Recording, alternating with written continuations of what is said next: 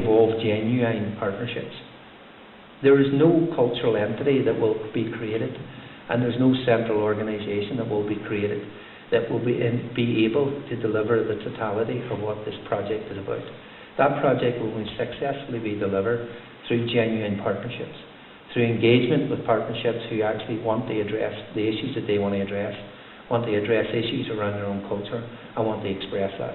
The process really should be an enabling process, should be a facilitation process, and should be a resourcing process in terms of bringing resources to the delivery. We're beaten around the roof by Brits and RUC and civil servants. They make you say that word, which I never actually, it's not part of my life, and it's not part of what I understand the place I happen to be. So that's a difficulty for me, which I was trying to be pragmatic and mature and progressive about. UK City of Culture, I think we're confident enough to realise that we can play that game, but this isn't a UK city, and won't ever be in my view. But as an Irish speaker, I am sitting here looking at Derry, Londonderry, UK City of Culture, Derry, Londonderry, UK City of Culture, and I don't see a word of Irish. I see 3 words of Irish in your video, which I've just seen for the first time, and I've listened to Brendan explaining the thing. And no disrespect at all, Brendan, this is advice. You are talking a jargon that I didn't hear in my travels around the city. It seems to be a kind of a jargon that comes from City of Culture meetings or something. And if you're about communicating and connecting, then your language, I think, needs to reflect that. And there was talk there about connecting to 100% of the people of the city. Over 10% of the people of the city declared in the 2001 census that they were Gaelaras. I see no attempt to connect with that community. In fact, I'm angry looking at the video, because you talk about 6,000 years of culture. The Derry Londonderry is about 400 years of it. Before that it was Derry, Colmcille, it was Derry Callaga, and I don't see a Derry in sight. And I don't feel connected at all. In fact, you know, I actually have a wee feeling in my stomach anger as I was sitting listening. Now, I'm on your side. I'm a potential ally. I'm a potential advocate. And if you can do that to me at a meeting where you're trying to sell this, then you're in trouble. And can I ask Jerry a couple of questions? Well, let me say this. Sorry. Only goes to the point. We have an Irish-speaking community in this city. I don't think anybody in the City of Culture knows it. And Brendan works with us, and this isn't any disrespect, but we have a pretty lively Irish language community. We have an Irish language scene. We have classes, courses, dancing classes, music and so on. We have all of that. We're recognised across the island as an example of Irish language community at work, and we've won awards on a national level. We have an e-school now, we have Bun School now, we have hundreds of ways. We've been going through Irish medium education for 20 years. And in the midst of all of that, I don't see one word that would connect that community to this. Not one word, not even Derry in that strapline. So, you know, I would have to ask the question, do you recognise that there's an Irish language community? Do you recognise the value of it? And you see, if you do, what are you going to do about it? Because this is about the 4th meeting I've been at, where I have said near enough the same thing, and I've been down in the City Council, met Valerie Watt, Aileen McGinley, and Una McGillian, and I've said the exact same thing. And we have thrown our weight behind this. We've tried to be pragmatic, we've tried to be progressive. I have people giving me a hard time who I would have regarded as moderates, and they would have regarded me as an extremist, and they would be right. But I have moderate, you know, decent thinking Derry people who are giving you a hard time about this stuff, and we're trying to push it. So I have to say, you see, if I don't see some sign of your side trying to connect with my side, I have to say, I don't think I'll be back at another meeting or have anything more to do with this. Really, I have to say it. And you know, I'm trying to be. So, you know, let me leave that with you. You're in an Irish language centre where people speak Irish, where we promote Irish, where we have 220 people a week attending Irish classes. We've all of that. And you've come on here without a word of Irish, without a piece of Irish in your stuff. And if there was if there was the opposite, you know, of doing the right thing in an Irish centre, that's it. So, and I have to say, I come at this positively, but if you want to buy in the Irish language community, if you want to buy in the Republican community, then you have a lot of work to do, and this approach isn't cutting it for me. Where am I? Okay. Like I made a brand that was Keelan Cragger. Keelan, will it tell her this? I had a couple of questions that we sent in response, but I don't know if you want to respond first. You're going to have to respond. No, I don't have questions. Well, the question is, how do we fix it?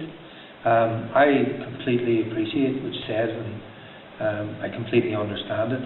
And quite often, people like me find ourselves very proactive in our targeting of those audiences. And some of those target audiences, we made pledges within the bid, and I think, again, we have to live up to the pledges that we stated within the bid, or else we fail in terms of delivery. The first pledge is that we would attempt to reach 100% of the people that live in this city. All people in this city should feel that they're connected through this process in terms of city culture. That we would specifically target children and young people and address the issue of disengagement, marginalisation, disenfranchisement of children and young people in this community, and give them the opportunity through culture to reconnect with the place that they love within. We would also attempt to connect to and identify that quite a lot of the problems that came up within the City Scope survey process in terms of the top 20% lowest income areas in the city, identified 3 key issues that they felt were of concern to them in terms of their disconnection with the cultural life of the city. And those things, 3 things, were affordability in terms of affording, because most people assume the cultural costs. You have to pay to get culture, and you feel then outside if you can't afford to pay for it. The other thing was awareness. A lot of people just didn't know things were happening, didn't know things were wrong, didn't know where they were wrong, didn't know when they were wrong. So we had to address that. And access was the third thing, that people felt the culture was in the centre of the city, it was outside, and it didn't happen in their areas, it happened outside and away from them. So those were very serious issues, obviously, that then would drive the sort of design and delivery of a cultural programme. And indeed, this process we're engaged in now is an initial process whereby in the south, mainly in the arts field and various genres. I'm going to ask Kevin just to explain this, because probably most of us don't really know what as yet what the role of the cultural broker is. So before I open it up to the floor, I'll ask Kevin just to give us a quick rundown on his role as he sees it. Kevin, very much of it. Céad nó don go gaeilge agamsa, mútar gaeilge ba mahar ach níor hógas trí gaeilge, you know, focail break mo water, so tá Ryan Tawad mo good fucked our Kyle come take will blast was so Jenny maybe il nis denny question a ragart in gaeilge ach mother will be on by armsa gal trí donnacha agus níl ein class a gente come I have mo chudró in Merla or have broker culture Korean and broker culture ach in Merla anyway here the cultural broker role is a role created by Ilex, I think, because they had an ambition to ensure that the regeneration strategy that they were leading on, that they had in draft and still have in draft, had a kind of a cultural lead and a cultural focus. Part of this is to do with the Ebrington site, where they have an ambition to develop a new visual arts facility. The Maritime Museum is proposed for there, which will look at the early Christian history and pre-Christian history of the city's relationship and importance during World War II. And an aspect of the Ebrington site itself will obviously be a factor of that site. There's also a job of work to be done, which Brendan actually alluded to, in terms of animating the public realm. And as is very physically clear, there is a new bridge being built which lands in that Ebrington site, and it's about the animation of both sides of the city and both sides of that bridge to try and create a stronger sense of shared space and to open up indeed St. Colum's Park as well as the Ebrington site, and to open up Guildhall Square and Waterloo Place and the walls, and to try and create some integrated strategy around how people might enjoy the city, both as people who live here and as visitors. The third thing is very much around the legacy of 2013, that when City of Culture comes, it doesn't kind of parachute in. Brendan would speak quite passionately, quite articulately about an event called Impact 92, which was here in the early 90s, in 1992, which didn't leave a legacy, and how the city is very keen to ensure that hasn't happened. So I think the evaluation that came from Impact 92 was very much informed the creation of the cultural broker role to try and ensure that we derive as much benefit as we can from 2013, and that we think about the leading. And in ways, I know we'll come back to this idea of step changes, but that notion of transformational cultural activity, that's part of it. So that's very much, as it happens, that's very much within the philosophy of the City of Culture approach. So hopefully, as Brendan alluded to, I think the regeneration strategy and the City of Culture and where the City Council are trying to take things are very much all aligned and all moving in parallel. And let me do this. If I can love with London, Derry, and if people can love with UK, then who can't love with Derry? I'm asking the question, how do we fix that? If you can love, then your proposition is that Derry fixes that. Derry and a whole lot more. Well, is it a starting point? But it is, is it a proposition coming from the floor? Answer the question that I asked you. Do you recognise that there's an Irish language community in the Absolutely. city which makes up 10% at least of the people of the city, the ratepayers of the city? Yeah. And do you recognise the value of that culture? Because I hear culture getting discussed, and I don't hear anybody talking about the culture of the Oireachtas or the Pan-Celtic Festival or the Fleadh and the herein. I don't hear that culture. I think it's some other culture that people are discussing up there.